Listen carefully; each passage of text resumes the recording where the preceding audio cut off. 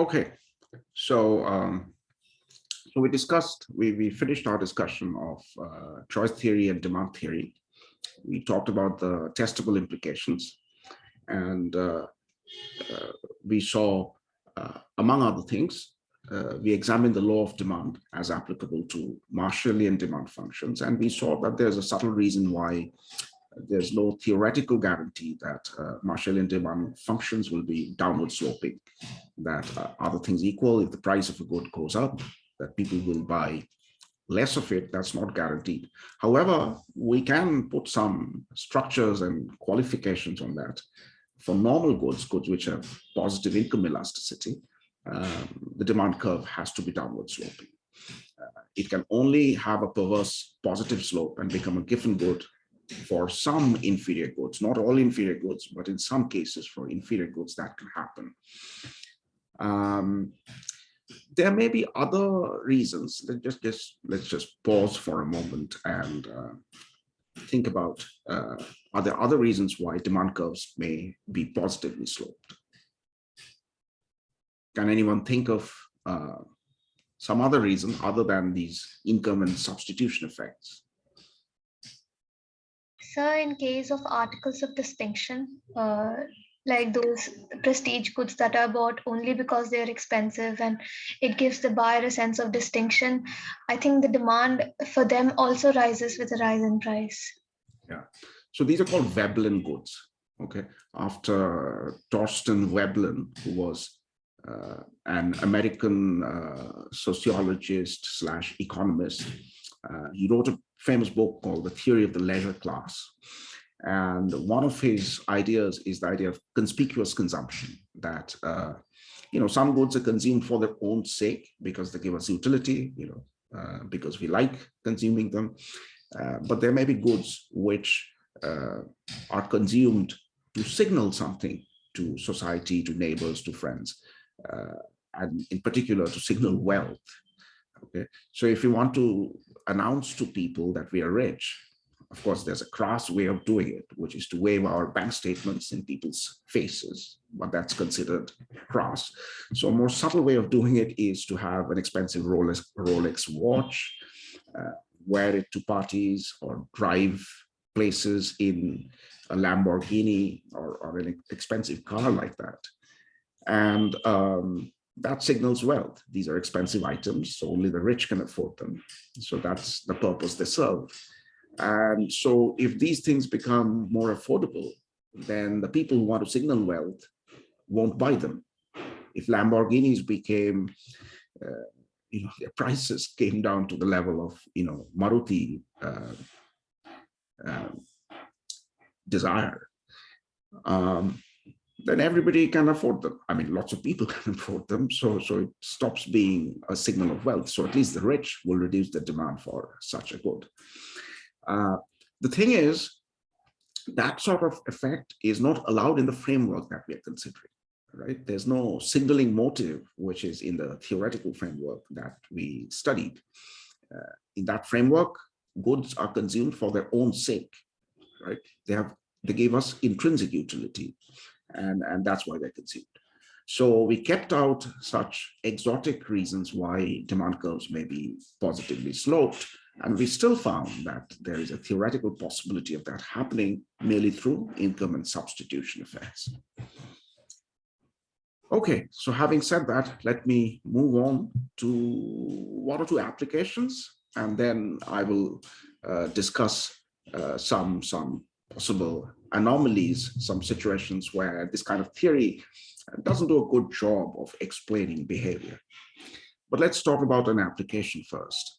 Okay, so this is the age-old cash versus kind debate. So if someone is trying to provide some resources to an agent, right, that someone could be a government, could be an NGO, could be an aid agency, and so on. So if they want to help out, let's say, poor households, there are two broad options, well, two or three broad options. One is to give just some cash, which the recipient is free to spend whichever way she pleases. Second would be in-kind transfers, you give some commodity like rice or some books. And the third intermediate option is subsidies. So the government subsidizes, let's say, healthcare or food, rice and wheat. So it's sitting somewhere in between in-kind transfers and cash transfers. So these kinds of non-cash transfers, either subsidized goods or just in-kind present of goods, they are quite common. Okay, so here are some examples. In most jobs, you get paid a salary, which is a monetary transfer, but then you get other things like, for example, subsidized healthcare in the company plan, or you can have a pension scheme where the employee contributes, let's say 50%, and the employer, the company, contributes another 50% to some pension fund. One could argue that what is the need to do this, right? Why doesn't the company just raise the salary, whatever amount it's spending on the pension fund for the employee? It can give it to the employee, and then the employee can save that money if he wishes or spend it, right? That gives an additional flexibility to the employee. Government subsidized healthcare, as I said. World Bank or organizations like that, when they give aid, the aid is often, it comes with strings attached, right? It's tied to particular projects. The World Bank may give a poor country, $100 million in aid, but they'll say, this is for building some schools or some hospitals, right? The country is not free to spend it whichever way it wishes. Closer to home, some of you probably are receiving one of these book grants. So that's not a cash stipend. You get a scholarship, but you can only buy books with that scholarship. You're not free to spend whichever way you want it. Personal gifts are often in-kind gifts. There seems to be a taboo against giving gifts in cash, personal gifts, like, to your friends or family, things like, birthday gifts or Diwali gifts. Now, why do we discuss this? If you look at the gift giving through the lens of this kind of textbook economics, there's a good reason, there's an argument to be made that gifts are most efficient when they are given in unconditional cash transfers. Okay, just some handing over some cash, which the recipient can spend whichever way she wants, no strings attached. Why is that? That is because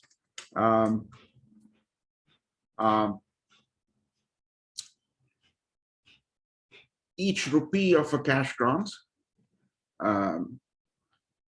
because of the flexibility, that has economic value to the recipient. Okay, that's the main idea. So let's take a sort of policy example. As you know, we have the Pds scheme, the public distribution system, through which the government provides 5 kg of grains per head per month to families who have been deemed sufficiently economically low level. So it's supposed to be given to about 2/3 of the population, okay, who have the ration cards. So that's, for all practical purposes, an in-kind transfer, because the 5 kgs come at a price, but the price is very close to zero, right? It's 1 rupee, 2 rupees. So it's an in-kind transfer. And one of the policy debates that is ongoing for a number of years is whether it is better to switch to cash transfers instead, right? Take the same families, instead of giving 5 kgs of grain, why doesn't the government give them the equivalent amount of money in cash? So let's discuss that issue, that debate.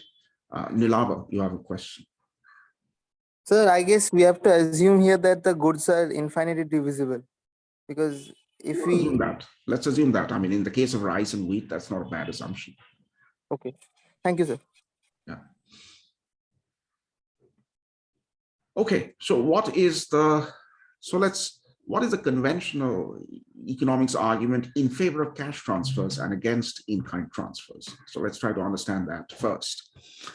The argument can be put in two ways, which are equivalent. One is that whatever money the government is spending on the 5 kgs per head that it's giving in kind, if you take the same amount of money and give it in cash, it will make the recipient better off. It will allow the recipient to move to a higher indifference curve. Equivalently, you can argue that you can make the recipient equally well off, equally happy, but cut down on the government's expense by switching to cash transfers. So cash transfers are less expensive for a given level of utility, or for the same amount of money, they can make the recipient better off. That's the argument. So let's see why that is true. Let's quickly review that. So let's draw the usual picture of two goods. So this is X1. Let's say that is grain. And this is X2. Let's say that is money spent on everything else.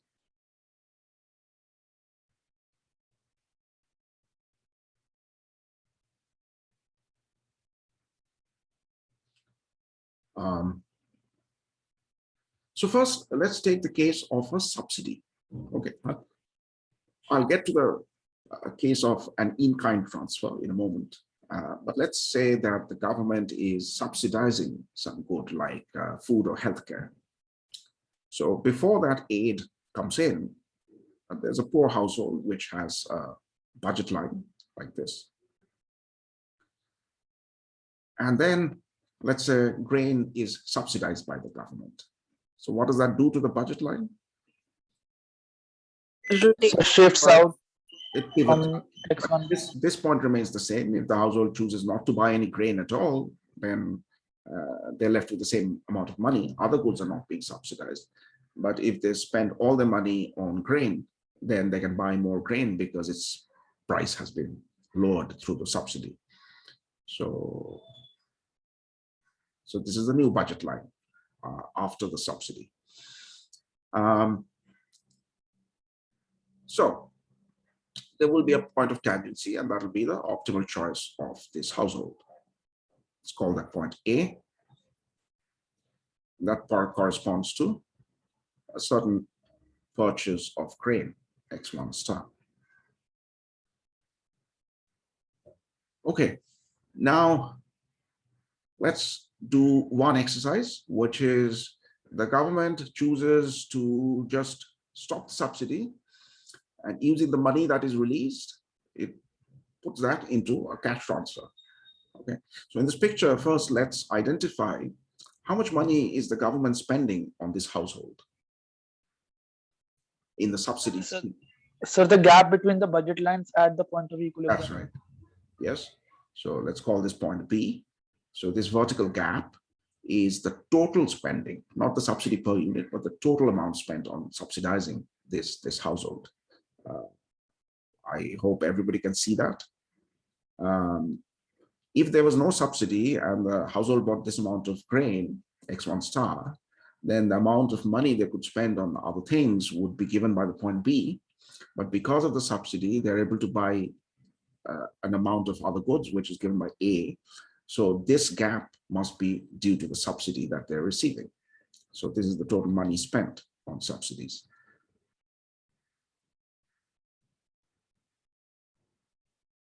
So if the government gives this amount of money out as a cash transfer and removes the subsidy, then what is the new budget line then? So it will pass through the A point and it will be parallel to the old budget line. That's right. So it'll be parallel to the old budget line. So it's a parallel shift. Remember that an income boost creates a parallel shift. So it's a parallel shift, but it'll pass through the point A because one of the choices that will be available to the household is to afford this point A. right? Because they have got enough money to do that. So we have, this is the budget line. So this red budget line was for the subsidy scheme. And this new blue budget line is for the cash equivalent cash transfer scheme, meaning that it does not cost the government any more or any less. Now it's obvious that, you know, through the point A, since the budget line is now steeper, so you have this arc with the indifference curve, cutting the indifference curve. And so this allows the government, the household, to move to a point like C, where they consume less grain than they were doing under the subsidy scheme and spend more money on other stuff. But what's most important is that they have moved to a higher indifference curve than before, than under the subsidy scheme, right? So that is the first version of this conventional critique of subsidies or in-kind transfers, that without costing any more, it will allow the household to move to a higher indifference curve to become better off if all of that is converted to a cash transfer, no strings attached. Now, of course, if the government thinks that, well, we don't need to make this household this happy, right?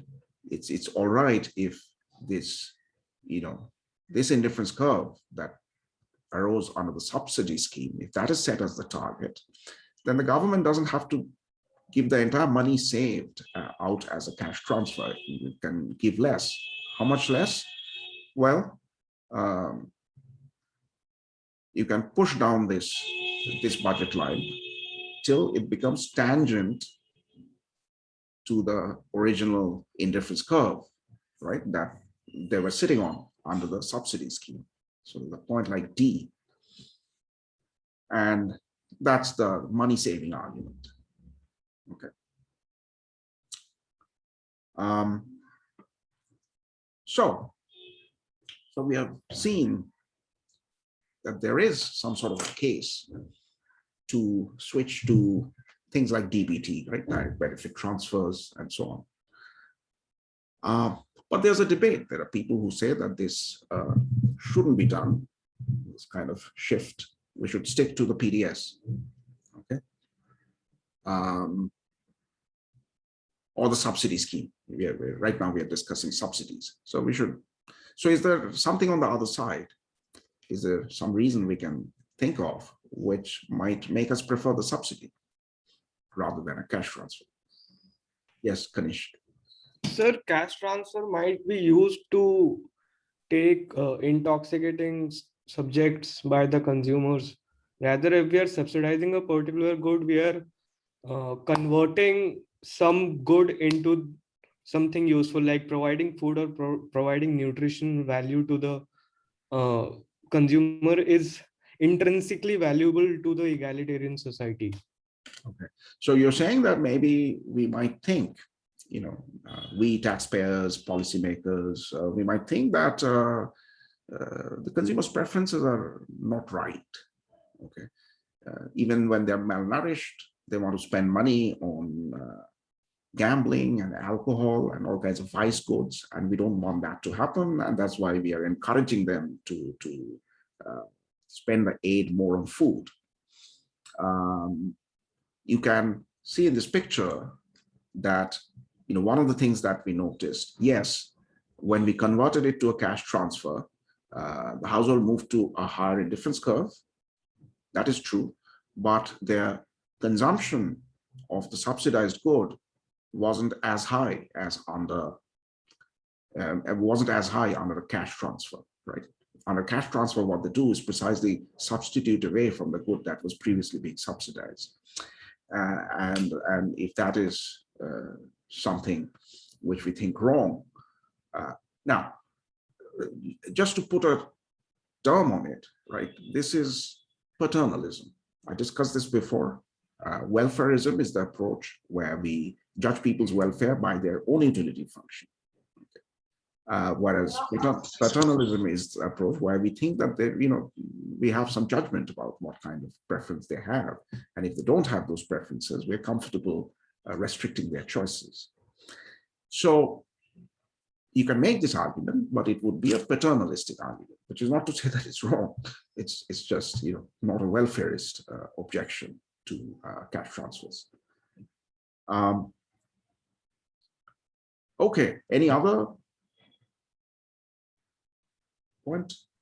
Sir, I think for certain goods, it's just not possible for cash transfer to achieve the desired goals, say for infrastructural projects like school or hospital. Just giving a cash transfer wouldn't exactly lead to a school necessarily being built. Maybe the government itself has to step in and do something.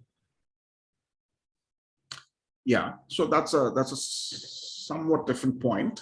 Okay, so if what is lacking for some households is some essential good or service, for example, healthcare, right? Let's say people in poor regions, remote rural areas, they don't have good healthcare. They may have a strong preference for good healthcare. So then if we subsidize it, then they still don't have access to good healthcare. So there's a case of direct provision by the state, right? That the state, instead of handing over people money, which still won't give them access to hospitals because they're 100 kilometers away and hard to reach, the recommendation there would be to build hospitals in these remote areas, right? And that would be a non-paternalistic reason for in-kind transfers. So that's true. So if there's in some sense, if there's a market failure in the region. Sir, another thing, I don't think this necessarily can apply to our model, but it's more a case of a real world problem that India doesn't have an cash transfer system, mainly because the reach of bank accounts for all individuals isn't there yet. So that's why the PDS is more preferred at the current point. Right. So many of these discussions are a little bit like the onion, that there are many layers to them. Sir, I want to add something here. Yes. So Just hold on just a minute. Let me just amplify what Shohan just said. I'll come back to you. Shohan's point is that, in a simple analysis like this, we assume that there's a way of getting the cash transfer into people's pockets. But if you think about it, it requires some financial architecture. It requires us investing in financial inclusion. There has to be, some way to reach the money into people's pockets through their bank accounts and so on. So that's why having bank accounts for poor households, having a database where their bank accounts are recorded, that's very important. So if that financial architecture is not there, then cash transfers will create all kinds of exclusion errors. Some people will be deserving but not get it because of all these failures. Okay, Shotrik, who was asking the next question? Sir, I was not asking, I was just adding to the point of Shohan, and that in real life situation, I have seen that in Bihar, when government wanted to stop the open defecation, they provided the cash transfer to the account of those poor people, but they use it for other purposes. So the goal is not achieved and the open defecation is still going. Yes, but that's the point about that's closer to the first point, right, which is about paternalism, the argument that people may have the wrong preferences. Okay, with a twist. See, when it comes to something like open defecation, which is one of the goals to eradicate, there's also an externality involved. So open defecation creates some health risks for people who are doing it, but also on others because it fosters diseases. So there's an externality. So the part of the point of subsidizing toilets or building toilets instead of giving people cash is this externality, right? they may not have the wrong individual preferences, but they may not internalize the negative externality they impose on others through their behavior. So with that variation, it's closer to the point that, you know, people don't have the right social preferences at least. Sir, Yeah. we have assumed here that the purchasing power increases when we do the cash grant. That's But right. it may not be the case that the purchasing power increases. Why is that? So because if there may be inflation or the prices of the goods may rise, that purchasing power isn't increased after the cash grant. Well, I mean, even if prices rise and there's inflation, you know, I mean, depends on what you're comparing. If you're comparing cash grant to no cash grant, I mean, receiving some amount of money will obviously improve your purchasing power. Maybe what you're trying to say is that when it's, let's say, in-kind transfer, 5 kgs of rice, 5 kgs of rice will always be 5 kgs of rice. If we convert it to a cash transfer, there's a worry which comes up in the debate that Yes, sir, that is what I mean. government may not index the monetary transfer. So today it will buy 5 kgs of rice for people if that is what they want. But over time, its value gets eroded. So there's almost a political economy kind of question about, is there, you know, which right to food activists often voice, which is that, you know, governments may let the real value of the cash erode over time as inflation happens, instead of updating it like they update the salaries of government servants. Yeah, so that's another point which floats around. Let's think about the indexing problem just for a moment, very briefly. You know, I think there is the capacity to do it for civil servants, for example. You know, there's a very, what is called DA, dearness allowance, that is updated quite scrupulously.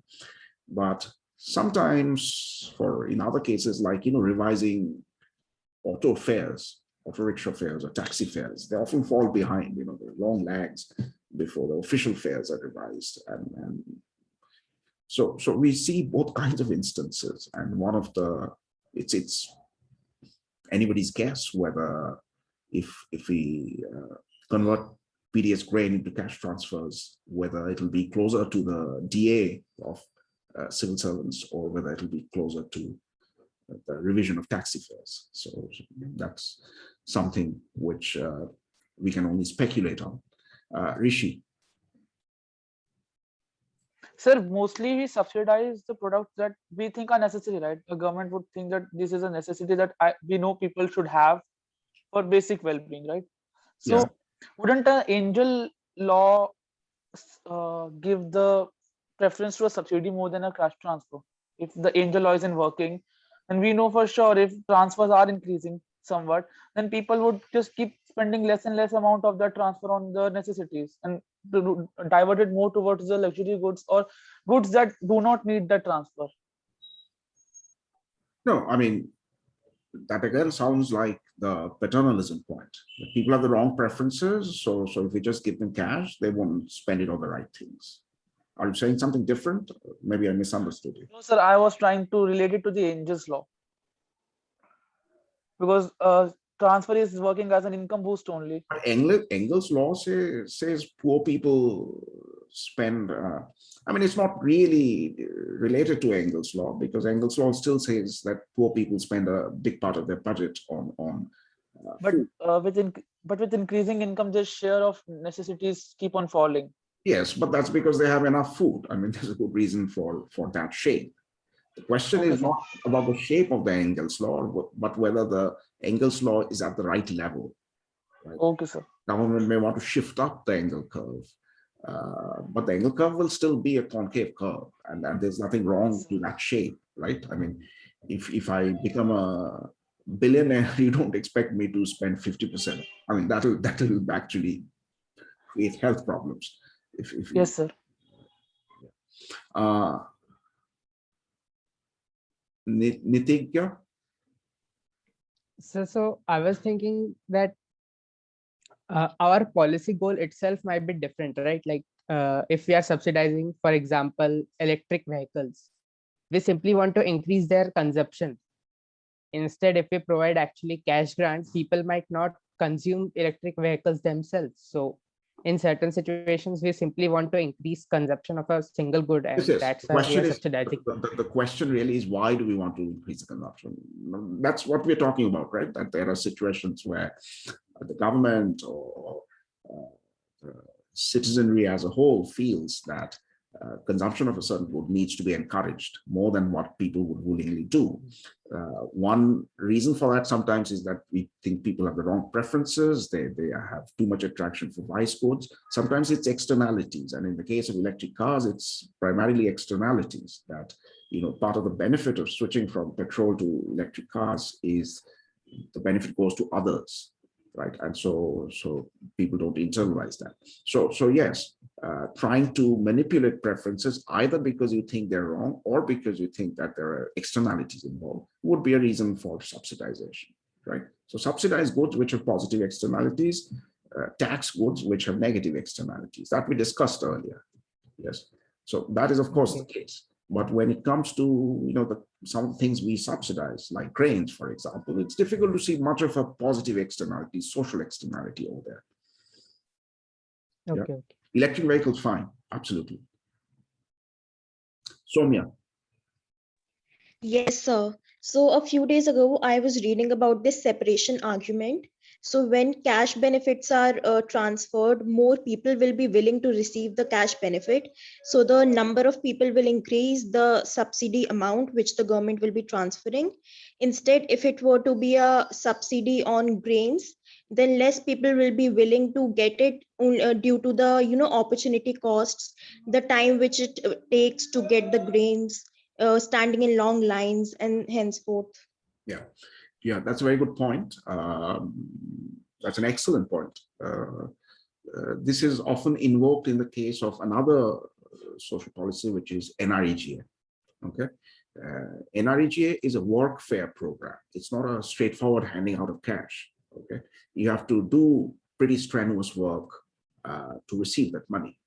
Now, if the government just said, whoever doesn't have a job or whoever is struggling will give out cash to them, then lots of people claim it, including people who are not deserving, who are not struggling like that. So what the work requirement does, right, even if the work done is not that valuable, in the case of NREGA, it has some value, right? Useful assets are created in the countryside. But even if people were paid to dig up ditches and fill them up, right, only use this kind of work, even then, having that as a condition for receiving the money serves a screening purpose, right? It really filters out people who have a lot of free time, they don't have a job, and who really badly need the money. Only they will be willing to do the work. So the same kind of screening argument, I mean, to a lesser extent, can be made for PDSs. If the grain quality, for example, is if it's more coarse rice and wheat, not the finest quality, then the rich may opt out of availing the subsidy. Okay. Now, this problem of screening or self-selection would be moot if people could be identified by their household income or wealth. So if we have a very well-developed taxation system, which is how each household's annual income is well measured, then it won't be necessary to do this sort of screening. Okay, but when it's not well measured, then this factor also kicks in. What Soumya just said.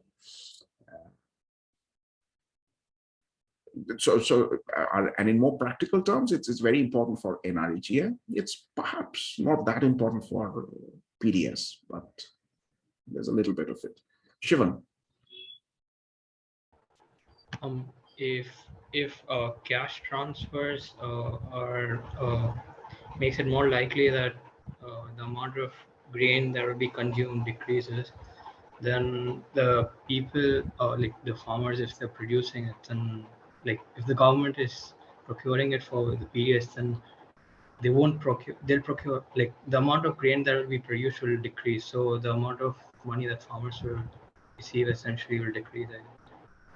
Yes, that is again an excellent point, a very important point, but it takes us into deep waters. So I won't do full justice to it. So if you step back and think about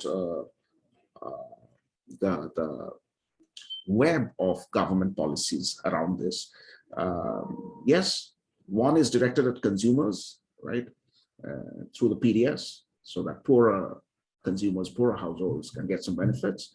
But there's the other side of the coin, which is the government is also trying to provide income support to farmers.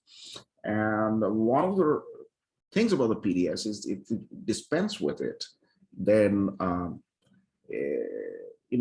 it substantially reduces the government's need to procure rice and wheat. And as we discussed earlier, right, so procurement of extra rice and wheat is often the way to drive up market prices of those things and provide income support implicitly to farmers. So that other objective starts getting coming under strain if PDS and consumer subsidies if the government gets rid of it.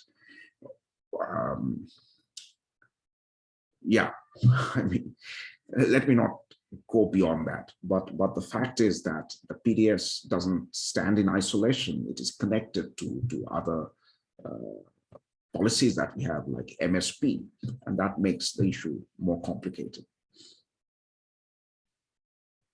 So can we make a distinction between reimbursement, cash transfer, and subsidy? So how different is reimbursement as compared to these two policies?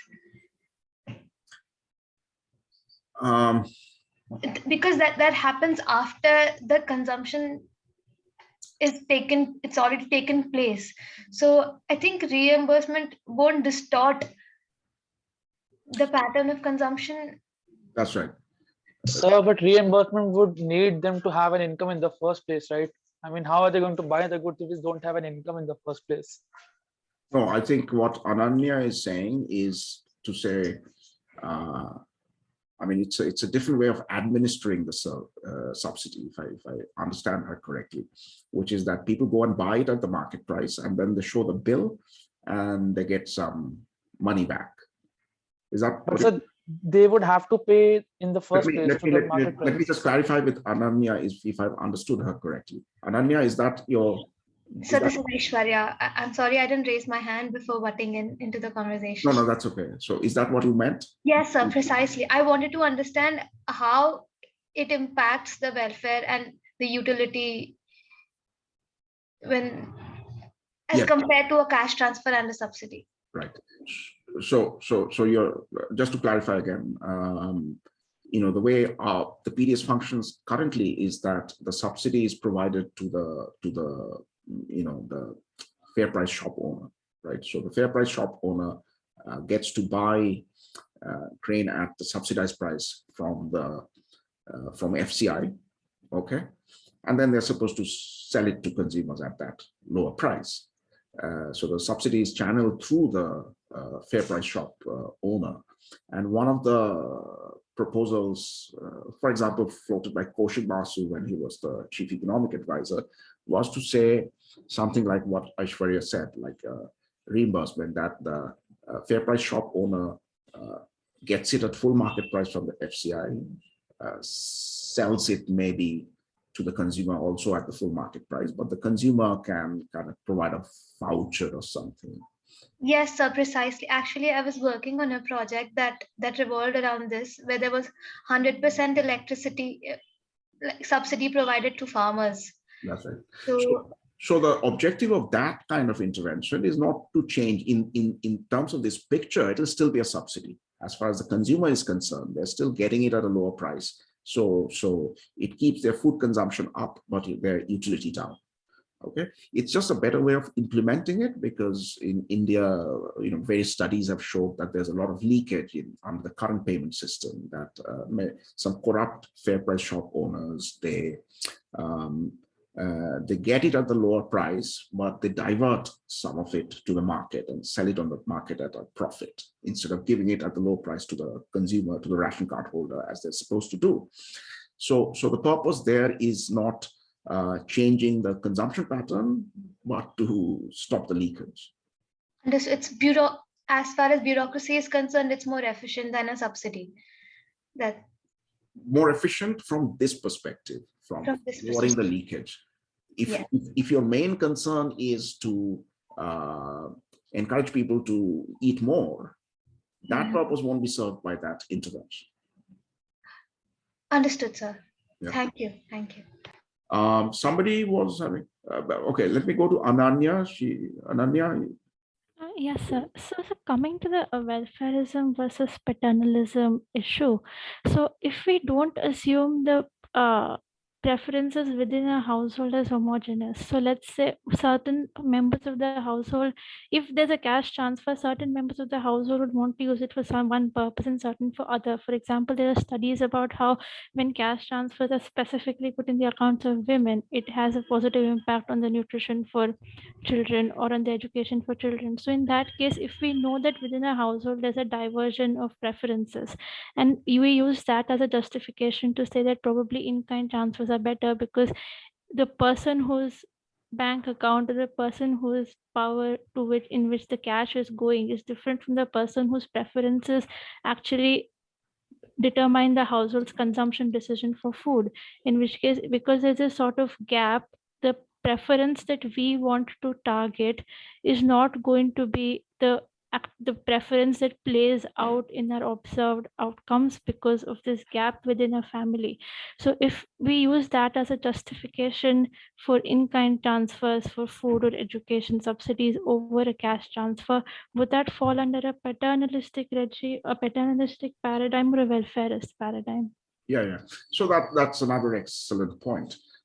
It is difficult to classify that into one of these two groups because, here you're talking of not a unitary household, right? Different members of the household have different preferences, so it acts as a collective entity. So whose preference gets precedence depends on bargaining power, social political power, and so on. Somebody might argue that for many households, the man has disproportionate influence. Studies have shown that women's and men's preference on average diverge on certain things, especially household goods like education, food, etc. Women put more weight on that. Again, on average, I'm saying men tend to put more weight on other kinds of consumption. And so, yeah, I wouldn't call it straightforwardly put it in either camp, right? Welfareism, paternalism is most clearly defined when we're talking of one single person or a bunch of people who have the same preferences. So one way to put it is to say it's paternalism. Let's say it's paternalism with respect to the man, but welfareism with respect to the woman, right? That makes sense, sir. Thank you so much. Yeah. Okay. There's somebody who I interrupted. Who was it? Sorry, sir. Actually, like my sister, she used to get a reimbursement grant in the fact that she had to pay for the books, and after 1 year or something, the government used to pay it back on the show of bills. So my point is, if we look at it for the people who are in need, will they have that income to pay at the market price in the first time, or in the first place? You guys are in great form today, I have to say, making one excellent point after another. See, in the real world, sometimes what matters is cash in advance constraints, right? That you don't have liquidity upfront. So if you have to buy something and get reimbursed later, you may not be able to fulfill your plan unless that money is given to you upfront. Yes, sir. Yeah, so that is sometimes a concern, especially for goods which have lump sum expenditures, like gas cylinder or something like that, which for a poor household sometimes runs them into liquidity problems. Yes, sir. Actually, my point was in the context that there was a lot of wastage of electricity because there was 100% subsidy. So there was an efficient use and people weren't properly switching off their motors after. So this reimbursement scheme made the usage of electricity more efficient and less wasteful. because they felt the pinch because they paid the price, even though they were being reimbursed later. Right.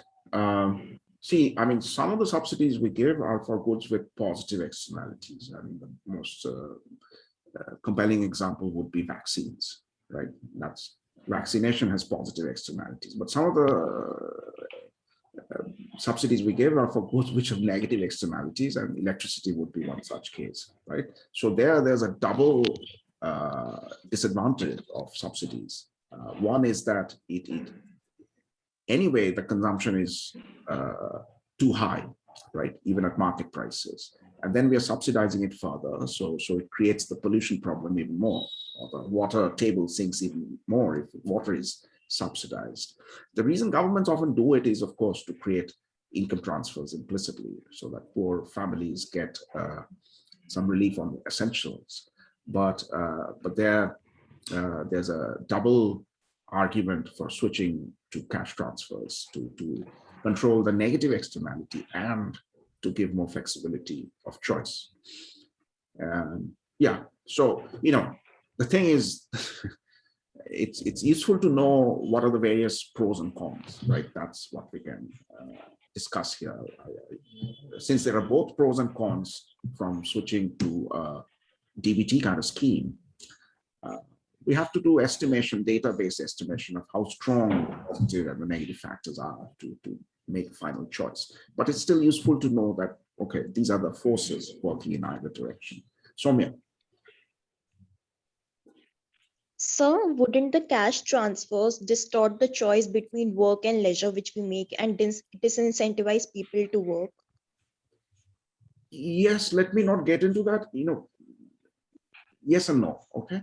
So the cash transfers distort only through the income effect and not through the substitution effect. The main problem is that subsidies and taxes, they distort the relative prices of goods, okay? And so through the substitution effect, it leads to wrong choices, okay? Income effects are always there. You could say, for example, that, you know, if there's tremendous technological progress, total factor productivity increases, you know, efficiency of machines and computers goes up a lot. And so average incomes increase, we become a prosperous society, then people will get lazy. They'll only want to work for three days a week, but there's nothing particularly wrong about that, right? Yes, so the income effect is not of great concern. It's the distortion of prices which changes the relative consumption of different goods, which is truly creates deadweight losses. Okay, sir. Yeah. Got it. I mean, if income effect were a big factor, then we should put heavy taxes on the super rich. You know, they've gone so lazy because they have billions in their bank accounts, right? So let's put extremely high taxes on Jeff Bezos and Elon Musk. So there's that. Okay, now let me move forward. I'll take more questions later. Now let me come to the actual PDS that we are. Roshan, I'll come to you. Yeah, just give me a little while to make another point. Now, the actual scheme that we have is not so much, I mean, approximately it's an in-kind transfer, right? The PDS. So let's think about that. And let's think about how, what will happen if we switch from that scheme to a cash transfer scheme. So here's the initial budget line of a household, right, before any aid arrives. And now the government says 5 kg of rice free. So this is X1, rice. This is X2, other goods, money spent on other goods. All right. So if it's an in-kind transfer, how does it shift the budget line? Sir, a kink in budget line at the quantity of rice equal to 5. Right. So even if the households spent all their income on other goods, they'll still have 5 kgs of rice, right? So there's a flat part of a budget line like this. And then the rest of it is parallel to the old budget line. isn't that? Everybody see that? Yes, sir. Okay, so now suppose we switch to a cash transfer scheme. Same outlay, same amount of money. What will be the budget line now? Just Sir, be it will without the connect the king. upper part as well, Yes. without the king. You extend this line, right? And take it to hit the axis. I mean, it's pretty simple. I don't think I need to belabor that point. So that's the difference under the in-kind scheme. Under the in-kind scheme, of course, I'm making the assumption that people cannot go back and sell the 5 kgs that they have received from the government. They cannot sell it on the market and convert it to cash, because if they can do that, then it really is the same budget line in both cases. So let's assume the in-kind transfer cannot be resold, has to be consumed. So then the difference is this kinked budget line for in-kind transfer and this entire budget line for the cash transfer. Okay, now there are 2 possibilities. Case 1 is the tangency happens here, point A. Okay, which means that it's to the right of the kink. The kink happens at 5 kgs. So this is the case where the tangency with this outer budget line happens at more than 5 kgs, let's say 8 kgs, let's say. In this case, will it matter which budget line we have, the kinked one or the fully extended one? No, It sir. doesn't matter. It doesn't matter. Yeah, it doesn't matter. Right. So here, there's no difference between in-kind transfers and cash transfers. Now, a second possibility, and let me not draw another picture, I'll just use a different color. Second possibility is that in the extended budget line, a point of tangency is there, point B. So if you then, which means that if you gave them cash transfers, they would have purchased, let's say 3 kgs. Okay. But under an in-kind transfer scheme, they cannot do it. They don't have the full flexibility. So what will be the optimum purchase there? Kink. It's the kink. Right? You get as close to this point as possible. And the closest is this point, the kink, point C, which is at 5 kgs. Okay, so the red color represents the case where the transfer amount is what is called inframarginal. Okay, what does that mean? That means people would have bought 8 kgs, but the amount they have been given is less than that. All right, so it's inside the margin of choice, so inframarginal. And green is the case where it's not. So if we are in the green scenario, then it makes a difference. Then if you give an in-kind transfer, people will consume 5 kgs. And if you converted it to a cash transfer, they'll cut down to 3 kgs. So there, if you're worried about nutrition intake, if you think people don't have the right preferences, sure, do the in-kind transfer by all means. Now, what is the reality for our PDS? What is the average monthly per capita grain consumption? Anybody know that? We get it from NSS data.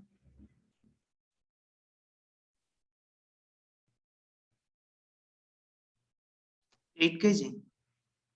It's about 10 kgs. Yes, there's some variation. Some households will be more, some households will be less. Rural households will probably be more than poorer urban households, but it's 10 kgs.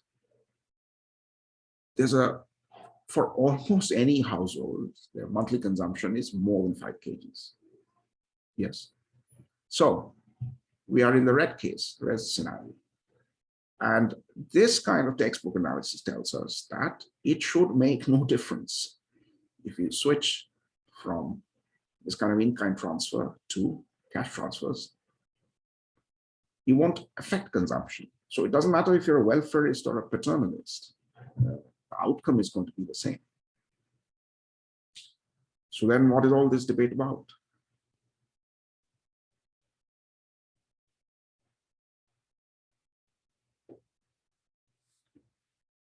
Okay, for a genuine subsidy, that subsidy, you know, for a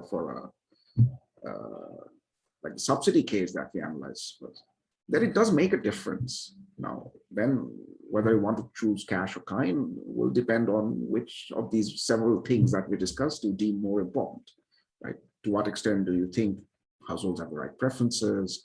To what extent do you think, you know, there are externalities involved in the consumption of the good, and so on. But for a flat in-kind transfer, when the transfer is inframarginal, it does make a difference. In the case of international aid, there's a problem which economists have talked about called the problem of aid diversion, right? So say the World Bank wants to give $100 million of aid to a poor country. They want them to build 15 hospitals with that money. Okay. Suppose the country was planning to build 20 hospitals anyway. So they'll still build 20 hospitals and they'll take 15 of them and show the costs to the World Bank and say, okay, this is how we have utilized your $100 million. But effectively what the country has done is that they have built the 20 hospitals they would have built even without the aid. And with the aid, they have essentially diverted it to other things like, you know, whatever, missiles and tanks and vanity programs or something. Okay, so the aid, in an accounting sense, the World Bank's aid was tied in this example, but in a real economic sense, it was completely diverted to other things. And that is because money is fungible. Yeah. You have some degrees of freedom in how you account and what part of your expenditure you attribute to which item. Questions? Sir, how was the BNC comparable? I got a bit distracted. How was the BNC comparable? Like B was after we had cash transfer, and if we would have subsidy, then he could consume up to C.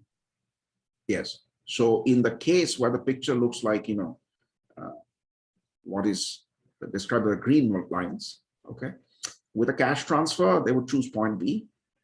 With an in-kind transfer, they would choose point C because B is not within their budget set. So they want to get as close to B as possible, and that closest point is C. And sir, why cannot be directly below the point B? Well, then what they're doing is they're just basically throwing away some of the grain that they have received. There's no benefit to doing D. They're on a lower indifference curve. They're essentially wasting this amount. Okay, so they might as well go all the way to C. Okay, by monotonicity and all. Yeah. Stuti? Yes, sir. Sir, my question goes a little back. So I'm not sure like what was your question, but you were asking a question about DA and revision of taxation rate before the discussion. Yes. So sir, was the question that if we have two policies, one is like scrapping of the DA and another one is revising taxation rate downward, which one will be more nearer to like converting subsidy into cash grant? Was this the question, sir? No. I wasn't, when I mentioned DA, somebody made the point that one of the objections to converting, let's say, PDS to cash transfers is the worry that the government will not revise the cash amount as inflation happens. Yes, that was one of the possible reasons to oppose cash transfers, which somebody brought up. And there I said that, you know, we can think of instances where the government does a good job of indexing some benefits, like, for example, government servants, right? DAs are frequently revised. There are other instances where the government does not do a good job, perhaps because of various political reasons, who knows. And an example of that is revising taxi fares in our cities, for example, right? They remain frozen for a long time. their real value erodes a lot. So theoretically, yes, it's a concern, right? There's a difference. That's one difference, right? In the case of in-kind transfer of 5 kgs of rice, 5 kgs of rice will always remain 5 kgs of rice. But 200 rupees may buy you 5 kgs of rice today, but if it's not revised, then 10 years from now, it will buy you maybe 1 kg or half a kg. So switching to cash transfers sort of takes the leap of faith that governments will do a good job of indexing and revising the cash entitlement frequently. So that's where all the DA point came in. Okay, all right, sir. Thank you. Okay, now I'll leave you to ponder on that question. Okay, on the face of it, it seems that given the inframarginal nature of the PDS transfers, that it shouldn't have an effect. Now, one objection to that is that maybe the theory is wrong. People in other contexts have talked about something called a flypaper effect. Right? That basically that things are sticky, you know. If you convert to cash transfers, somehow people won't make this journey from C to B, right? They come home with 5 kgs from the shop. Somehow that affects their choices. That kind of effect can't be captured in this sort of traditional micro theory. The question often is, empirically, is there a flypaper effect? Okay, how the transfer was given originally, whether that sticks to someone. It's called flypaper because, you know, flypaper, flies stick. So is the original mode of transfer somehow sticky, even if it's inframarginal? The jury is out of that. Okay. Let me talk briefly about another policy issue, which at a broad level has a similar flavor. And this has to do with another kind of question of how very low-income households are assisted. Okay. Now, one traditional form which many countries have is unemployment benefits. You know, people without jobs, or people whose income is too low, below a certain threshold, which is deemed to be a subsistence threshold. If they have incomes below that threshold, the government tries to at least pull them above the threshold. Okay. And now, one extreme version of that is where the government says, you know, let's take the Canadian case. Canada has what do we call it? Income assistance program, okay, where a household, a single member household, it's like a guaranteed income scheme, right? So they're guaranteed something like $1,000. I'm simplifying a little. Actual details are slightly more complex, but this is the spirit of it. So if a household has no income at all, then they'll get $1,000 from the government. If they're earning $300, they'll get the remaining $700, right? And then once their income hits $1,000, that's where they are on their own. They get no money from the government, and so on. So in terms of the budget line, what kind of budget line does it create? So we'll take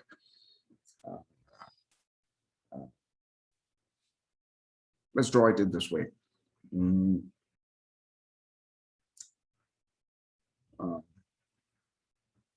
Let's measure leisure over here.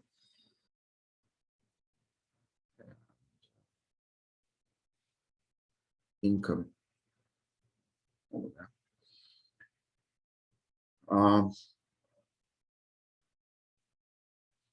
Well, let me switch that around. I'll do income here and leisure over there.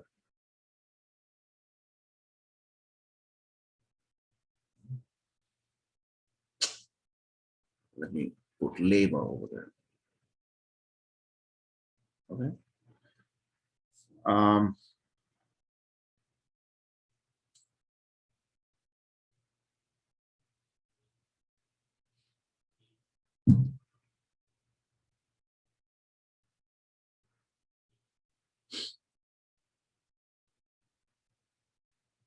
Sir, won't it become upward sloping then? Trade-off will not come out, I think. Let me redraw this. Yeah, slightly messing it up. So I want income here. And Sir, in the program you mentioned. Hold on. Let me fix this and then income here and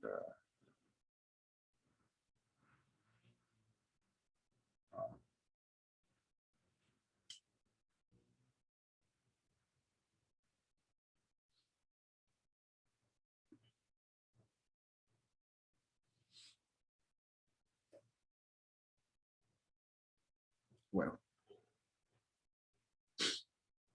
constantly changing this. Income over here. And leisure over here. Okay. So without any kind of intervention, you have a budget line like this. Right? If you take all your 24 hours as leisure, then you have zero income. If you're taking no time out at all, that's the maximum you can have. Slope is given by the wage rate. Okay. Now suppose there's this minimum income guarantee scheme at an income level of, let's say, Y bar. So what will my budget line look like? It will be flat. After this point, it'll be flat, right? To the point where it is $1,000 worth of labor. Yes, after this point, it's flat.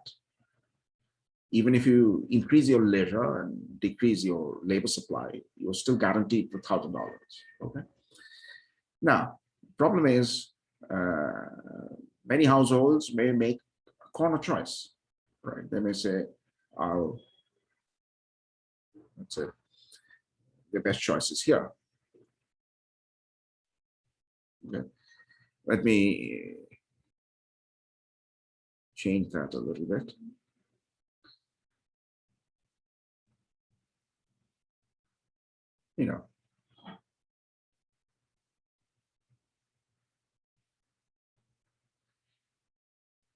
Now, this particular design has a benefit reduction ratio, BRR, which is 100%. That means starting from this point, if a household cuts down on leisure and starts working, the extra income they make is effectively taxed at 100% rate. Okay, the income will remain flat for a while because whatever extra money they make, their benefits are cut exactly by that amount. So there's a BRR of 100%. You can redesign the program by saying, let's take a BRR of, let's say, 50%. So starting from no income at all, if a household earns $10, then the benefit is cut by $5 and they're actually richer by $5. Yes. What will that budget line look like? The slope will be a little more, it will not be flat, it will be just slightly more slope. Yeah. So from this point,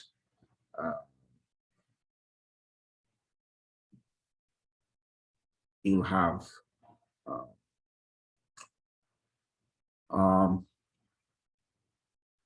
they're allowed to retain some money, right? So it'll be like this, isn't it? Depends on what BRR you adopt. And now you can see I didn't do a good job of drawing this picture. Let me redraw it.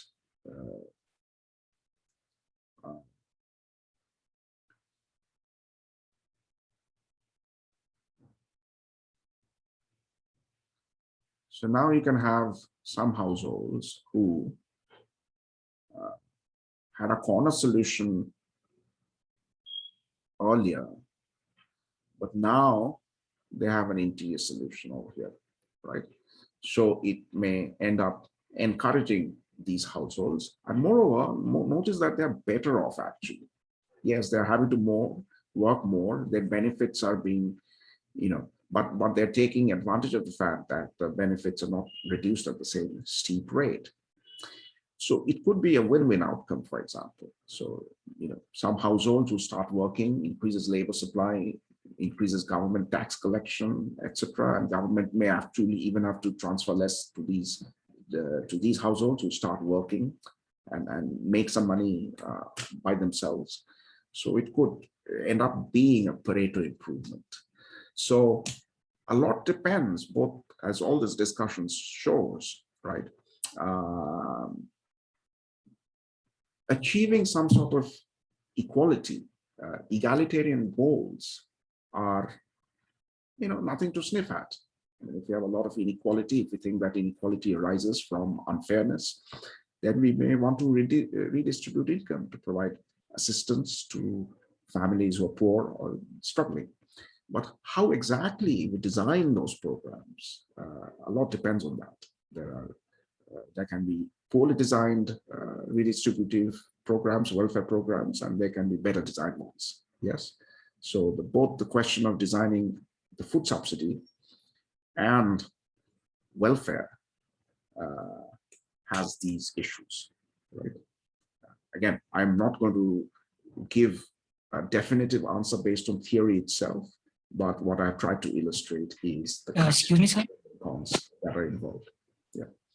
All right, Pranish.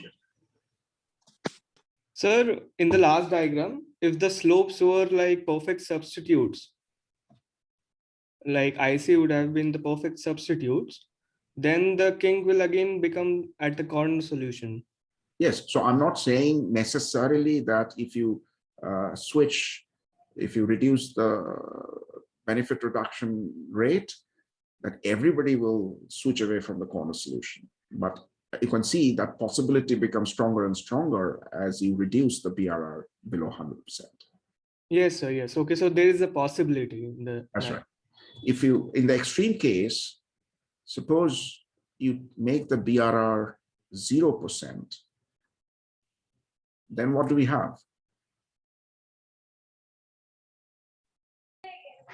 So straight like Vertical the line. initial curve. You have something parallel to the original budget line, right? Yes. So what is this thing usually called? Cash transfer. It's a universal basic income. Everybody gets it, right? When you have this traditional welfare design, it's to sort of, there will be many households whose point of tangency is here, for example. They're working hard, they have those kinds of preferences, they're earning a lot, so they don't get the welfare. If you have a BRR of 0% and you create a parallel shift, then every household will get that money anyway, right? So it becomes a universal basic income. So the advantage of that is that it creates no work disincentives, except through the income effect, which I've said is not a problematic thing. But through the substitution effect, at least, it creates no work disincentives, right? But the disadvantage is that you have to pay a lot more people, you have to pay everyone. So its fiscal burden may be much higher than a more targeted welfare scheme like the one we started with. Yes, Rishi. So the benefits are for $1,000, right? The first $1,000. Right. So in the second case where the BRR is 50%, why doesn't the king happen at 1,000 only? Like after 1,000, we are earning the normal income only.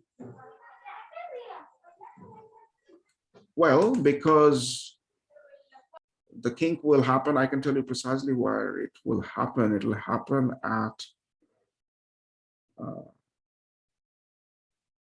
2,000, I think.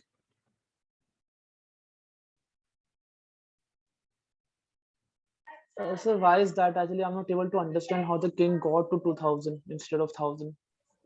Because, start start at a situation where a household, a person is not working at all. They're getting $1,000, right? And now suppose they work a little bit and earn $100 on their own. Yes? How much benefit Yes, sir. do you now get from the government? They still get some benefit. And that benefit The is half of it. 950, okay? Right? So you Okay, sir. Okay, the sir. benefit from the government runs dry and drops to literally zero after you've earned $2,000 of your own. That's when the 50% formula completely eliminates benefits. Okay, sir. Okay, sir. So yeah, sir. Got it. Got it. Okay. Any of you interested? There's a video I've posted.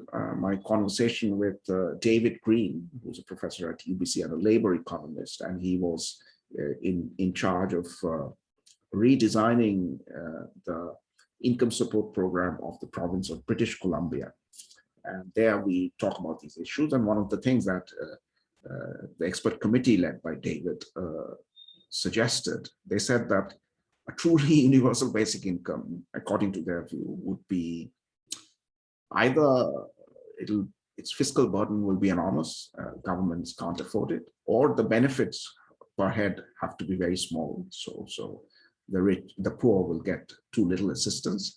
So, but what they, in their report, and we discuss it in the conversation, is, one of the main suggestions is to focus on the benefit reduction ratio. And a term often used is called the welfare wall, right? If you have a benefit reduction ratio of 100% and this kind of flat segment of the budget line, a lot of people get stuck in this corner solution, right? So they kind of sit out of the labor force behind a benefit wall, which, first of all, is distortionary, reduces GDP output, but it also creates stigma for the people who are over there. It creates kind of this classification of, so there's a psychological element to that too. So a more gentle slope to some extent solves these problems. Shubham.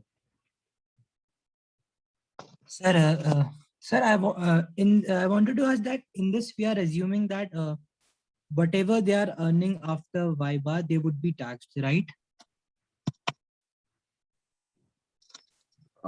They would be taxed in a as if sense. Sir, I wanted to ask what would happen if after earnings a certain extent from VIBA, like VIBA some extra VIBA plus some extra quantity. What if they are taxed after that point? For the purpose of this discussion, let's forget income taxes. I mean, literally speaking, there are no income taxes. Let's say, okay, just to focus on the right thing. All that is there is that people who earn nothing are paid Y-bar. As they start earning, as they move from this corner to some amount of work, their benefits are cut not at 100%, but at, let's say, 50%. And you can play around with that number, right?